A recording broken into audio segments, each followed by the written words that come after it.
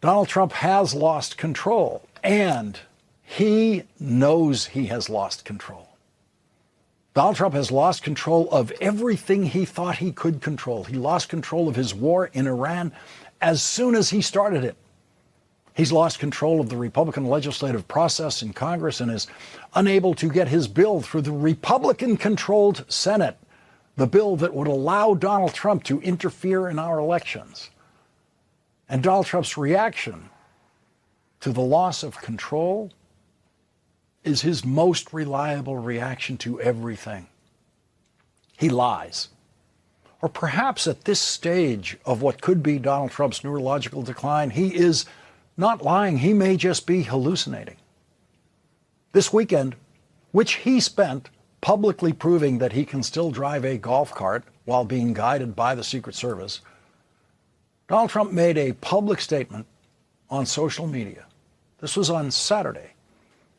At 3:52 p.m., Donald Trump posted, "Great poll numbers, thank you, 3 exclamation points."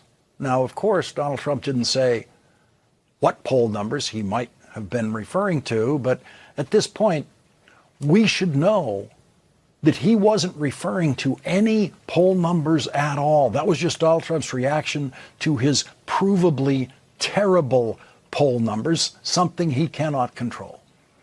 The Marquette Law School poll that had just come out showed that 70% of Americans disapprove of how Donald Trump is handling the economy. Donald Trump knows that those poll numbers exist, and Donald Trump knows there is absolutely nothing he can do to control his poll numbers. And because Donald Trump knows that he has no control over the events swirling around him, which are the result of his own ignorance and incompetence, that's what has led to his poll numbers. And we have breaking news reporting, as Rachel just indicated.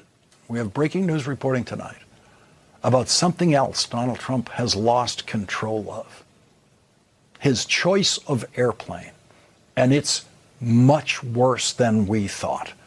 It was widely reported that when Donald Trump left the NATO summit in Turkey last month, he did not use the 747 that the dictator of Qatar gave to Donald Trump as a gift. Important reporting by the New York Times and others showed that the Qatari jet does not have all of the equipment, including the security equipment, on the real Air Force One, which then arrived in Turkey apparently to take the place of Donald Trump's favorite new plane for security reasons. But tonight, in what was first exclusively reported by the Washington Post says, an Iranian assassination threat against President Donald Trump prompted an extraordinary operation last month in which he flew secretly from Turkey on an alternate military aircraft while the White House said he was aboard Air Force One, the Washington Post has learned. The clandestine mission, which has not been reported previously, was carried out unbeknownst to journalists and some White House staff members who believed they were on the same plane as the president, according to material reviewed by the Post, a U.S. official familiar with the operation and another person with knowledge of the president's travel. In Ankara, Trump boarded the old Air Force One jumbo jet in view of television cameras. He was secretly shuttled minutes later to a smaller plane, an Air Force C-32A, via an airport catering truck, typically used to load meals and other supplies pre-flight, according to the U.S. official and corroborating material reviewed by the Post. That made Air Force One a decoy, with media and some White House staff aboard, the official said. The operation occurred a night after U.S. forces renewed military strikes on Iran at Trump's direction following a breakdown of negotiations between Washington and Tehran.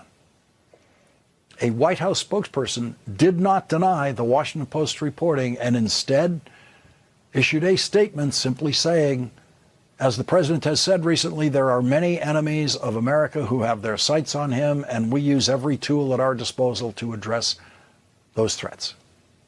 There are many, many ways for Donald Trump to experience just how much control he does not have.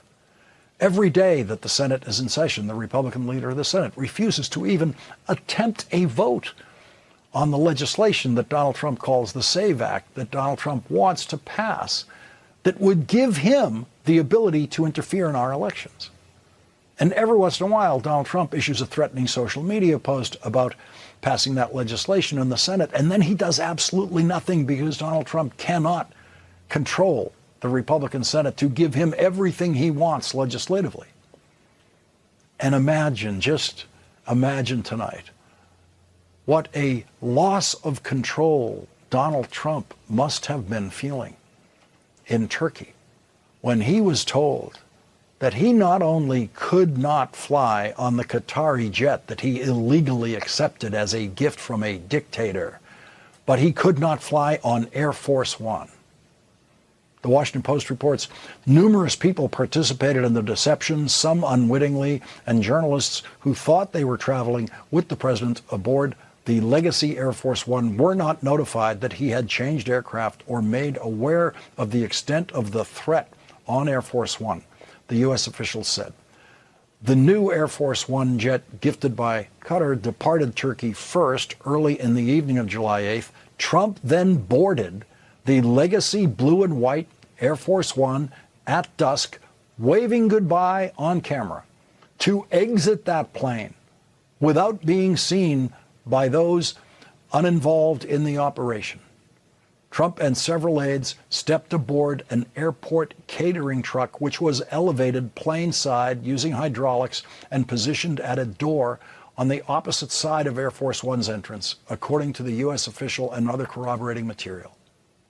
It's not clear how Trump moved from the C-32A to the Legacy Air Force One after landing, but he appeared before television cameras and descended external stairs from the Legacy Air Force One about 10:56 p.m. And so Donald Trump had no control at all of how he traveled away from that NATO summit. No control. In a plane he never wanted to fly in, moving on a catering truck from one plane to another to do that, because Donald Trump was not in control of that situation. And we are now at day 164 of the war that Donald Trump started and cannot control. Donald Trump wanted this war to be over in days. Donald Trump's initial public estimates of how long his war would take were given in days and sometimes at the most in weeks. He never said it would take 164 days. Along with all of the usual pressures to end an unpopular war, Donald Trump faces the political pressure of the coming election, which is now 85 days away. The best measure to use when trying to project how much longer a war will last is to consider the negotiating positions of the warring parties and ask how long it would take for those negotiating positions to get close. When Donald Trump began his war, his negotiating position for ending his war included a complete change of governing regime in Iran and a promise that the new regime in Iran would never develop nuclear weapons, something that the regime in Iran had already promised and put in writing in a deal negotiated by Secretary of State John Kerry on behalf of President Obama. That nuclear deal, in which Iran promised to never, ever, ever develop a nuclear weapon, was working perfectly when Donald Trump, in his first term, decided to withdraw the United States from that agreement. And so, Donald Trump's opening negotiating position in his war was for Iran to please agree to what Iran had already agreed to with President Obama. And 164 days later, the warring parties have never been farther apart. And Donald Trump cannot even pretend to have the slightest bit of control over what happens next. You said this last round of talks was Iran's last chance before decapitation. So what now? What comes next? You'll find out. You'll find out. That's today. That's the best Donald Trump can do today on day 164 of his war. You'll find out, meaning Donald Trump has no idea what comes next. The reporter's question was, what comes next? And what came on Saturday were new demands by Iran that we know Donald Trump could never agree to, especially the first one, which was never threaten Iran verbally or otherwise and never insult the sacred values of this nation. That would not be difficult for any other president if ending a war was at stake, to promise to not insult the country or attack or threaten the country. On Saturday, the Secretary of Iran's Supreme National Security Council issued 6 new demands on the United States to end the war. Those demands included, first of all, to never threaten Iran, and then 2, permanently end its wars and aggression against Iran and Iran's allies in Lebanon, Palestine, Yemen, and Iraq. 3, withdraw its naval blockade and its military forces, naval and air, from the vicinity of Iran. 4, fully compensate Iran for the damages caused by the 2 aggressive and imposed wars. 5, lift the cruel and illegal sanctions imposed against the Iranian nation. 6, immediately and unconditionally release Iran's frozen and seized assets. The Iranian dictatorship knows how impossible some of those demands are. Here is what one of Donald Trump's former defense secretaries from his first term, Mark Esper, said yesterday about those demands. These demands they've now raised last night show that they are emboldened, that they feel confident about their position in the world. The Iranian regime knows that that list of demands that they put out actually says, what the subtext is. And what that list of demands says from Iran is, we are not 85 days away from negotiating a peace agreement with Donald Trump. That is the Iranian regime's way of saying this war will be going on election day in America, in what would be the 249th day of Donald Trump's war. And with all of the negative factors facing Republicans on election day, it is impossible tonight to calculate just what the 249th day of Donald Trump's war will feel like to voters on election day. The one thing that is certain is that it will feel worse than it feels today on the 164th day. American voters have proved before that they do not feel better about unpopular wars the longer those wars go on. We know now exactly what Donald Trump will be saying. I mean exactly what he'll be saying days before the November 3rd election, if his war is still going on. We know that on November 1st, Donald Trump will say that his war is going to end in a day or two. Donald Trump has told that lie dozens of times before. He will not be reluctant to tell that lie again as election day approaches. He'll tell the lie that peace is at hand, the lie that he is going to win his war in a couple of days. Donald Trump stayed abjectly silent about Iran's new negotiating position when Iran announced those positions on Saturday. And Donald Trump remained silent all of the next day of his golf weekend. Not one word of reaction to a new set of negotiating positions by Iran. It took Donald Trump 2 full days to finally, today at 12:31 p.m., issue his written reply to Iran's new demands on social media. And Donald Trump took his turn to push the negotiation parties' positions even farther apart into the most impossible zones. Donald Trump announced a set of demands, not one of which he will ever achieve in his negotiations with Iran. Donald Trump's utterly unserious reply to Iran says, I see that representatives of the Islamic Republic of Iran are asking for compensation for the damage done to them during the last 5-month military conflict started because they will not have a nuclear weapon, even though it was never mentioned in any of our negotiations or meetings, ! But it is an interesting idea because now I am likewise demanding compensation from Iran for all of the people that they have killed and gravely wounded with their roadside bombs in many conflicts for which they are famous, as led initially by General Soleimani, including including the families of those killed on the USS Cole, which happened 26 years ago, and thousands of others killed in combat. Additionally, compensation should be paid to the families of the hundreds of thousands of innocent protesters that Iran has killed over the last 50 years, not to mention the 52,000 that have been killed in the last 5 months. I have instructed my representatives to put this firmly into any and all future negotiations. Thank you for your attention to this matter. There is no president before Donald Trump who would ever disrespect the words of the presidency as much as Donald Trump does on a daily basis. Donald Trump knows that every single negotiating point he announced in that childish post is absolutely ludicrous and will never be achieved.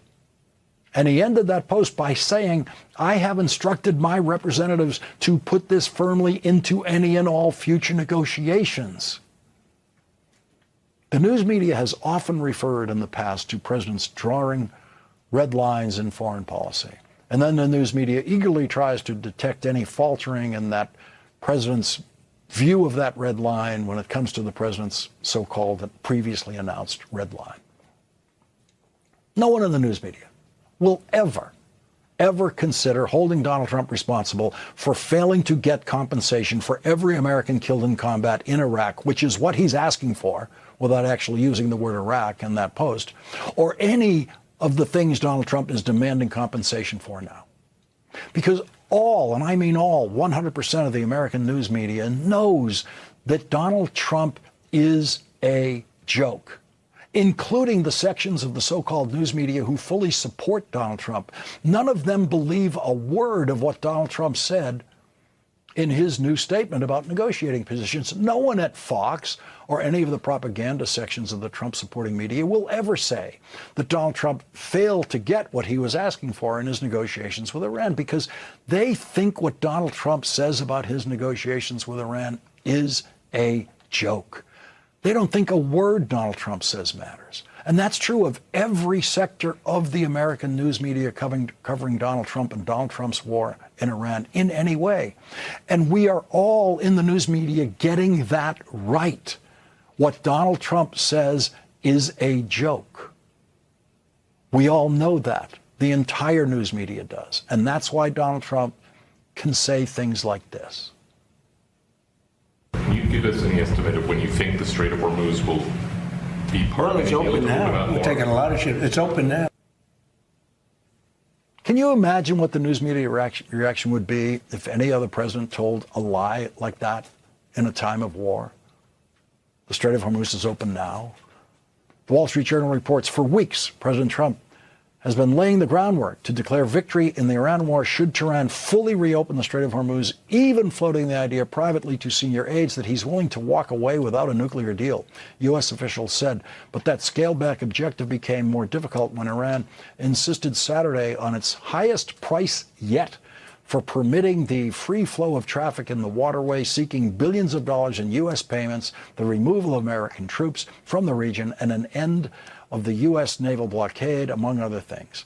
Iran's ability to essentially choke off the waterway through sporadic missile and drone attacks has proven to be powerful leverage for the country, stalling commercial traffic and roiling global oil markets. Trump has declared repeatedly in recent weeks that the Strait of Hormuz was already fully open, but each of those promises has proven premature. That's a nice word for it, premature. Iran does appear to be making progress in a negotiation about the Strait of Hormuz, but not with the United States. The New York Times reports Iran and Oman have been negotiating an agreement on the future management of the Strait of Hormuz, which sits between the two countries. Iran effectively closed the strait in retaliation for being attacked by the United States and Israel in February. Officials familiar with the emerging deal have said it could formalize some of Iran's claims of control over shipping in the waterway. And so, on day 164 of Donald Trump's war against Iran, Donald Trump has achieved nothing, and Iran is now closer to achieving something it has never had before: control of the Strait of Hormuz, while Donald Trump controls nothing. Leading off our discussion tonight is Democratic Congresswoman Maggie Goodlander of New Hampshire. She's a member of the House Armed Services Committee and a former U.S. Navy Reserve intelligence officer. Thank you very much for joining us tonight, Representative Goodlander.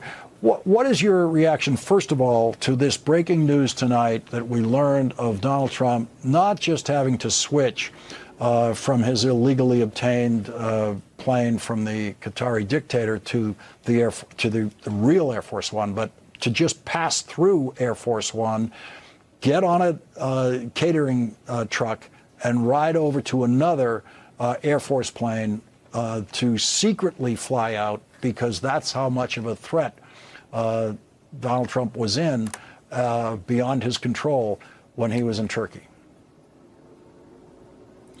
Well, Lawrence, thanks so much for having me. Look, this is a president who is totally out of control and who's using really the most profound and powerful tools in the world in direct response to what he perceives to be attacks on his own ego. You know, in the case of the story about Air Force One, it seems like a lifetime ago, but it was just a few weeks ago that we discovered, you know, the president weaponized the Department of Justice against the New York Times simply for reporting the truth. You know, now more than ever, it is important to speak the truth, and this is the greatest threat to a person like Donald Trump, who really does want absolute control and is totally out of control. Yeah, and listen, I mean, I think everyone would agree that they absolutely should have done whatever was necessary in safety terms, to get a president out of a situation like that. No one's faulting that. But this is someone, as you point out, who wanted to prosecute the New York Times for reporting on anything about that whole situation and the need to switch planes. And now tonight, the White House is not disputing this story at all. And this is just another day in this long saga. As we go toward the election, does it feel to you, when you see the negotiating positions of both parties as of tonight, on each side more extreme than they have been at any point before, Donald Trump's positions and Iran's positions, does this seem like something that's going to be a negotiated solution before Election Day? Lawrence, it really doesn't. And I've been thinking today, being in O'Donnell, you might remember this old Irish joke of a hapless tourist wandering along the Irish countryside. He happens upon a farmer and asks, "How do I get to Dublin?" And the farmer looks at him and scratches his head and says, "If I were trying to get to Dublin, I wouldn't start from here." And that, to me, really sums up the situation that President Trump has put us in. He's left us with two horrendously bad options. One, to continue a war that has been bad for the American people, and the second option being stomaching a deal that will be bad for the American people. And no reasonable person, no commander-in-chief truly in command and honoring the Constitution would put our country in this situation. And now is a time for serious people, not for semi-negotiating or low-keying it, as the president has said. It's a time for serious people to actually rally the world around our cause. And that is unfortunately not what we have. And that's the tragedy of the situation, that you go to war with the president that you have, and we have never had a more ineffective and dangerous president. In our next segment, we're going to talk to Edgar Weissman about Donald Trump's inability to control the criminal prosecutions that he wants. You were the victim of one of those. You're one of the people in Congress who simply joined in a video telling the American military that they do not have to follow illegal orders. Donald Trump wanted you prosecuted for that and failed in that. What do you take away from that experience? Well, Lawrence, I served at the Justice Department for years. It was one of the best experiences of my life to work alongside patriotic, nonpartisan public servants who really looked to two things when bringing cases: the facts and the law. And so for the president to become so unglued by what we said, which really at bottom was a restatement of a bedrock principle of American law. The message was follow the law. And our law, a bedrock principle of law, is that in this country, our service members do not blindly follow orders. They follow the law. And that's what makes us truly great as a country. But for the president to become so unglued by that really speaks volumes to how the playbook is being executed. This is a playbook that is about silencing, about trying to intimidate, and trying to derail people who are simply doing their jobs, whether it's members of Congress or journalists or nonpartisan public servants. This is a time now to be more committed than ever before to that basic mission. And I can tell you that these threats, this effort to derail us, has not worked and will never work. We love this country, we love our Constitution, and we will always have the backs of our service members. Representative Maggie Goodlander, thank you very much for starting off our coverage tonight. Thank you, Lawrence. And coming up, Donald Trump's complete loss of control is reflected perfectly in the reflecting pool story, which includes Donald Trump's inability to control who gets prosecuted by his Justice Department for his mistakes. Andrew Weissman joins us next.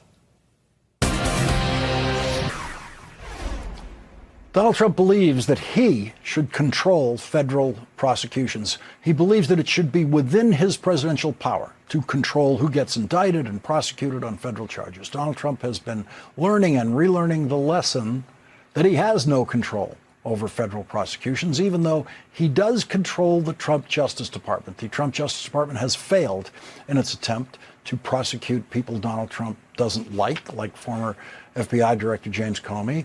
And the Trump Justice Department failed in its attempts to prosecute New York State Attorney General Letitia James. And most recently, the Trump Justice Department failed in their attempts to prosecute three-time Olympic athlete David Hearn on vandalism charges for something done to the reflecting pool, which no one quite knows what Hearn's accused of, which has been gravely harmed, actually, by everything Donald Trump has done to the reflecting pool. Last week, Donald Trump's incompetent U.S. attorney in Washington, D.C., had to drop her attempted prosecution of David Hearn on vandalism charges involving the reflecting pool. But Donald Trump's reaction to that was to say U.S. Attorney Jeanine Pirro should revisit her hastily made decision. Everything about the reflecting pool story reflects Donald Trump's inability to control what he thought he could control and what he wants to control. Donald Trump thought he could control what the reflecting pool looks like, and he couldn't even do that. Donald Trump managed to turn the reflecting pool into an algae pool.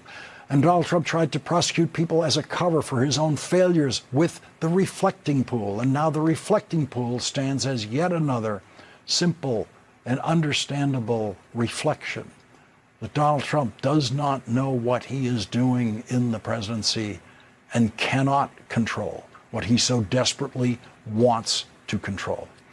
Joining us now is Andrew Weissman, former FBI General Counsel and an MSNOW legal analyst. He's the author of the best-selling book, Liar's Kingdom, How to Stop Trump's Deceit and Save America. Andrew, I don't mean to be in any way excusing the horror of a president basically picking people he wants to prosecute, which is what we've seen him do time and time again here. But he has not been able to get the kind of control over these prosecutions that he expected.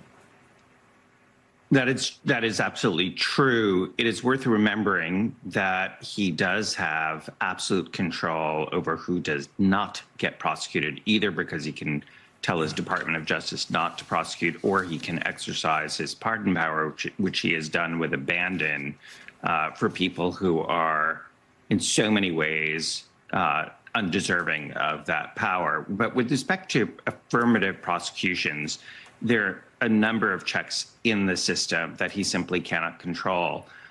So grand jurors have rejected. With respect to your last guest, it's a perfect example of the lawlessness of Donald Trump, the lawlessness of the Department of Justice, but the lawfulness of the grand jurors. And the reporting is not a single grand juror in D.C. thought that this is an appropriate prosecution and would vote for it. Not one of the grand jurors. And second, there are judges. And third, there are trial jurors that all have to make separate independent decisions. That being said, Lawrence, an enormous amount of pain can be inflicted, not just on the people who are being sought to be prosecuted and have to worry about it, but then the chilling effect on everyone else, which is the point. So from Donald Trump's perspective and the Department of Justice's perspective, and I hate to even call it that at this point, it's sort of a win-win. It's a win if the case can actually go forward, but the deterrent effect is going to be there. So Jeanine Pirro is one of Donald Trump's favorites, had been up until she was forced to drop these charges in the reflecting pool case. What do you think other federal prosecutors around the country see when they see even Jeanine Pirro giving up and dropping one of these cases? Well, just like the reflecting pool writ large, it's an example of the incompetence, the gross incompetence of that office. They're trying to blame the Department of the Interior, but the job of the prosecutor is to examine and kick the tires before the case is brought, not after. And so I think the other thing they may see is something that I suspect, which is, remember, this is a case, the reflecting pool case, that was going to go to trial at the end of September. So look at the calendar. That's shortly before the midterms. And according to her, we know what she thinks of the evidence because she put it in writing. This was going to be an unmitigated disaster at a time that is, let's just say, not conducive to what the Republicans want to do and this White House wants to do in the midterms. Andrew, please stay with us. We're going to squeeze in a commercial break. When we come back, I want to discuss the Trump ballroom project, which has also run into very significant legal trouble. We're going to have more with Andrew Weissmann after this break. And we're back with Andrew Weissmann. Andrew, an appeals court blocking Donald Trump's ballroom said each president is a temporary tenant, not the owner of the White House, and the bold assertion that the executive can act with utter lawlessness, destroying treasured national landmarks, harming the interests of individuals, and that no court can stop it, flouts our constitutional order. Andrew, this feels like one of those decisions where you get to say, yeah, okay, this is what we thought the world was. Absolutely. So it's beautifully written. It is a 2-to-1 decision. It starts there by noting that it is a piece of public property, the White House. It is owned by the people, is controlled by Congress, not by the president, any president. And I just want to read one sentence from the decision that's just so beautifully written. We are aware of no instance in American history in which a president unilaterally and using privately collected funds demolished substantial portions of the White House that Congress authorized to be built and American taxpayers paid for until now. And it goes on to explain why it is completely unlawful. And the position of the government that you referred to, Lawrence, which is that you can do nothing to stop us. That was the position to the court, even if they had knocked down the Statue of Liberty, was rejected soundly in this 2-to-1 decision by the court. And this is another one of those situations where Donald Trump believes he completely controls the White House, the actual structure, can do whatever he wants, and the court says absolutely not.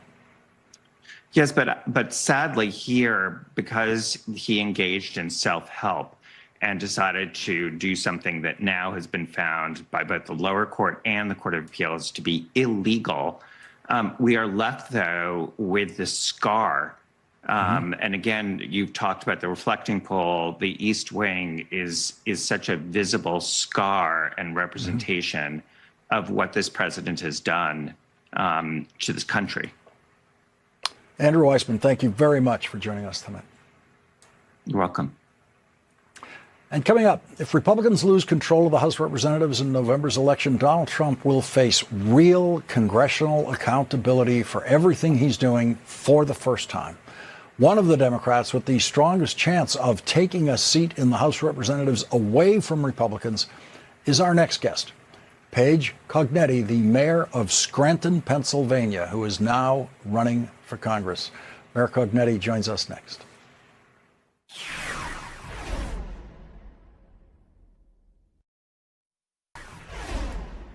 The Cook Political Report, which has been closely and impartially studying congressional campaigns longer than anyone else in the business, has 19 seats in the United States House of Representatives listed as toss-ups in the midterm elections.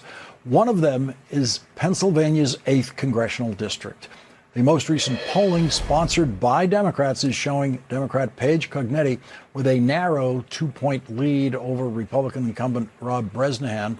PBS reports the race between Cognetti, the mayor of Scranton, and Bresnahan is considered one of the Democratic Party's best opportunities to pick up a seat in the November election. In its bid to take control of the U.S. House and block President Donald Trump's agenda, Trump has made data centers a top priority to help the U.S. compete against China for AI superiority. However, communities across the U.S. have fought many of the projects, including in northeastern Pennsylvania, where complexes of data centers and new high-voltage transmission lines are planned. Fights between communities and developers have landed in court. In her latest campaign ad, Paige Cognetti compares Pennsylvania's coal mining history to the development of data centers in the state. The coal and shale beneath our feet powered this country. We know what that's worth. We know what it costs. Big companies have come before, take what they wanted, and left us with their mess to clean up. Now it's data centers. Here's the deal. Big tech needs to pay their own way, not hide behind NDAs. No tax breaks. Don't raise our electric bills. Don't poison our water. And hire local, union labor. You can't meet that? Goodbye. Then get out. I'm Paige Cognetti, and I approve this ad. This is our home. We are not for sale. Joining us now is Mayor Paige Cognetti of Scranton, Pennsylvania. She's the Democratic candidate for Pennsylvania's 8th congressional district. Thank you very much for joining us tonight. Your position on data centers is not that you're not saying ban them. You're saying here is what they need to comply with. Thank you. Yeah. You can do this in a way that works. We have projects in Pennsylvania. There's one down in Berwick at a nuclear site. There's one in Southwest at a decommissioned coal plant. The people that are running those data center projects have been at the table with the localities, with union labor from day one. We can make that work. If there are community benefits, if those companies are building these away from schools, away from where people live, if they're showing that they are going to build their own energy infrastructure, they're not going to poison our water, we can do this in a responsible way. The ones that are being proposed here in northeastern Pennsylvania are disqualifying from the very beginning. Every auditorium I go to, every meeting I've sat through, the folks on the dais has said, oh no, we can't tell you who we are. We have an NDA. If you can't tell us who you are, we cannot give you permission in our localities in northeastern Pennsylvania to build a data center. There's a way to do it responsibly. That's not what's being proposed here in our region. Do voters see this as a partisan issue? Do they perceive Donald Trump to be someone who is trying to push those data centers into their neighborhoods? I've spent a lot of time in these meetings over the last 10 months or so. Folks leave their political stripes at home. It's actually something that is giving me a lot of hope for the future, that we can mend some of the fabric of our country. When you see people fighting for each other, for their neighbors, even though I know in these rooms it is split down the middle who people voted for in 2024. This issue is bringing back folks together, fighting for each other, fighting for their neighbors, their family, their health, air quality, water quality. So I don't see it as a partisan issue. I see it as a vehicle for people to come together, fight together. And there's a lot of anger out there about a lot of things. Costs are one big thing that's coming through here. Utility costs are already through the roof in our region. The data center fight is part of that. Corruption is also a part of that. It feels like these companies that are hiding behind NDAs are coming in to exploit us. It's not development, it's exploitation. It feels that way, and folks are really viewing this in a nonpartisan way, in my view. Have you had to deal with issues like this as mayor?